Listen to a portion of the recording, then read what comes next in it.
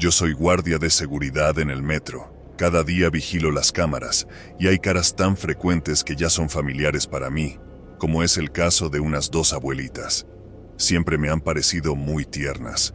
Cada día pillaban la línea 6 a las 17 y 18 horas y era muy gracioso verlas correr para pillar asiento juntas. Parecían muy amigables. Siempre que se montaba alguien con ellas, se quedaban hablando y charlando con él. Y sí, he dicho él. Porque es curioso ver que cuando se sentaban mujeres al lado no les hablaban, pero con hombres o muchachos sí. No sabía qué pensar acerca de eso, pero supuse que se llevaban mejor con hombres que con mujeres. En un día de trabajo cualquiera, mientras estaba vigilando que se mantenga el orden en los vagones de línea 6, vi una cosa que me sorprendió en la pantalla de Luis, mi compañero que se encargaba de la vigilancia de la estación de Paramar.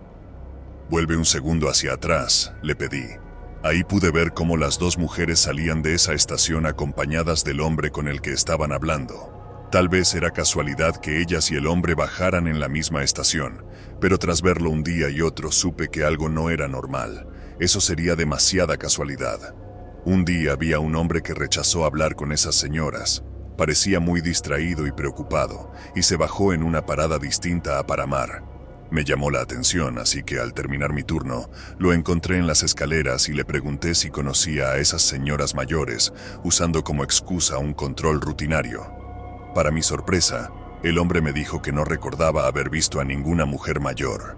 Él insistía en que se había sentado al lado de dos mujeres jóvenes y hermosas. Esto me dejó desconcertado, así que lo llevé a la oficina para mostrarle la grabación del vagón.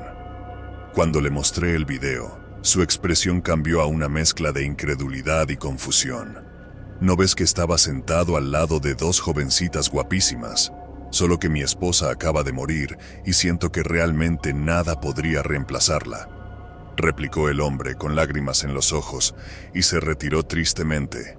Pensé que el hombre estaría loco. Una vez se fue, le hice a Luis la misma pregunta y como era de esperar, me dijo que solamente eran dos abuelas tiernas. Me relajé, pero en mi mente sabía que algo no iba bien, así que para asegurarme hice lo mismo al día siguiente. Me dirigí rápidamente a Paramar y ahí estaban con el hombre con el que hablaban en el metro. Le llamé al hombre como si fuese un control rutinario y le hice la misma pregunta de que conocía a esas mujeres. Su respuesta me heló. Fue la misma que la de aquel hombre, que eran dos mujeres jóvenes hermosas que había conocido en el metro y que aceptó ir a tomar con ellas un café. Me extrañó mucho. Pensaba que el que estaba loco era yo, pero Luis también veía que eran dos abuelas mayores. Tras unas semanas viendo que esa escena se repetía una y otra vez, llegó un agente a la oficina. Había un desaparecido y las cámaras de seguridad muestran que había ido al metro línea 6. Le ofrecí las grabaciones al agente y mientras le estaba enseñando, ahí apareció el desaparecido y como os podéis imaginar, estaba al lado de esas dos mujeres. Tras bajarse en Paramar y salir de la estación, se le perdía totalmente el rastro. Al policía le parecía eso normal, pero a mí lo que me extrañaba es que estaba con esas dos mujeres. Luego me dio un listado de personas desaparecidas.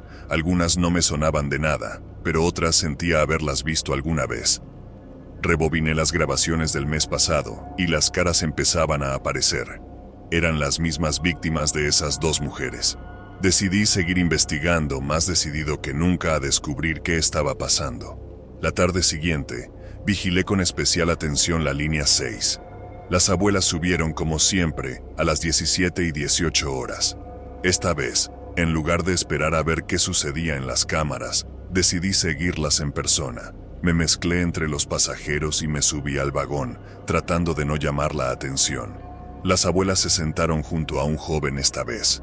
Lo observé atentamente, notando cómo poco a poco parecía caer bajo algún tipo de encantamiento. Se reía, hablaba animadamente, como si conociera a las mujeres de toda la vida. Pero sus ojos tenían un brillo extraño, como si estuviera hipnotizado. Llegamos a Paramar y, como era de esperar, el joven se bajó con ellas. Yo les seguí, manteniendo mi distancia. Las abuelas estaban a punto de salir de la estación, así que me apresuré para no perderles de vista. Les juro que estaba a 1 metro de ellas, pero una vez que salieron, no había ni rastro de ellas. Fui corriendo a ver las grabaciones de la calle, pero parecía que habían desaparecido. En las grabaciones aparecía yo, siguiéndolas y mirándolas, pero ni ellas ni el hombre se podían apreciar.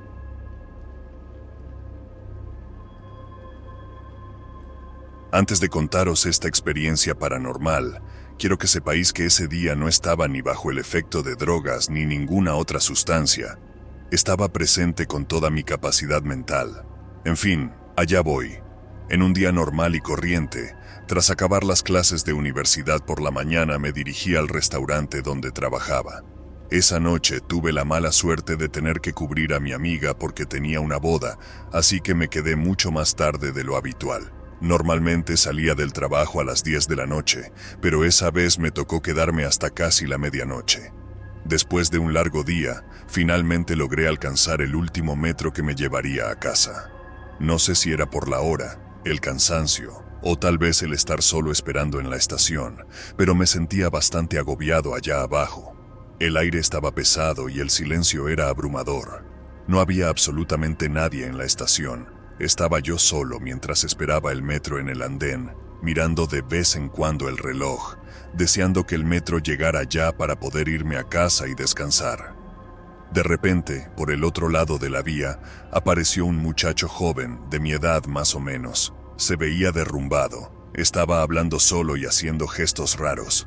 Al principio pensé que estaba borracho, pero algo en su comportamiento no encajaba con eso. El chico, al ver que no estaba solo en la estación, se sorprendió. Me miró fijamente, y esa mirada se volvió cada vez más amenazante. Sentí un miedo tremendo. Intenté evitar mirarlo, pero sentía que sus ojos estaban sobre mí todo el tiempo. Realmente lo estaba pasando mal. Solo quería que llegara el metro para subirme y salir de ese lugar. El tiempo parecía pasar muy despacio. Cada minuto se hacía eterno. El chico seguía mirándome, y yo trataba de mantener la calma, pero el miedo iba creciendo dentro de mí.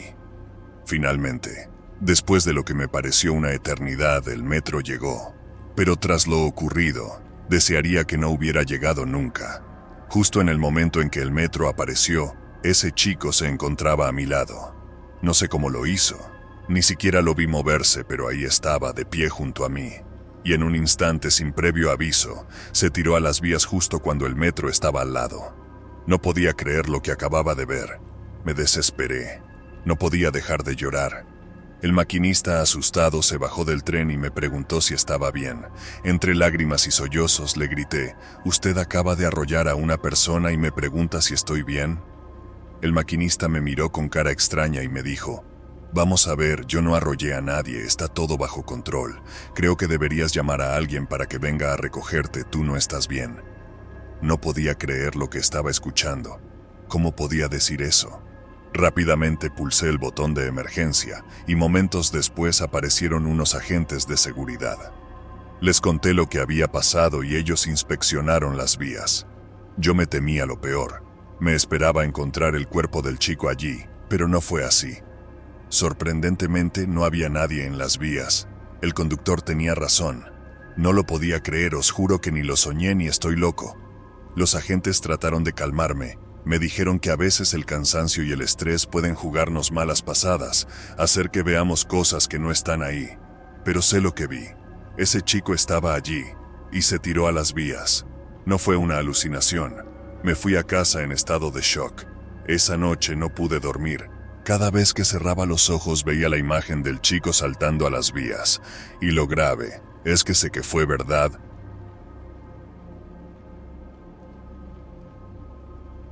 Yo trabajo en una terminal de metro subterránea y la otra noche me tocó el turno de las 1:30 de la mañana en la sede D88. Hacía un frío tremendo, típico de invierno, y siendo tan temprano, era aún peor. Llegué a la terminal, pasé lista y me dijeron al metro que tenía que inspeccionar. Fui caminando, y como siempre, era el primero en llegar de mis compañeros. Me subí a mi cabina y, de repente, una roca de las que están tiradas por las vías golpeó la cabina. No sé de dónde salió, pero me asustó. Decidí revisar la cabina trasera para asegurarme de que todo estuviera bien. Mientras caminaba hacia allá, escuché un sonido extraño, como un tish. Me detuve, me asomé hacia las vías, pero no vi nada.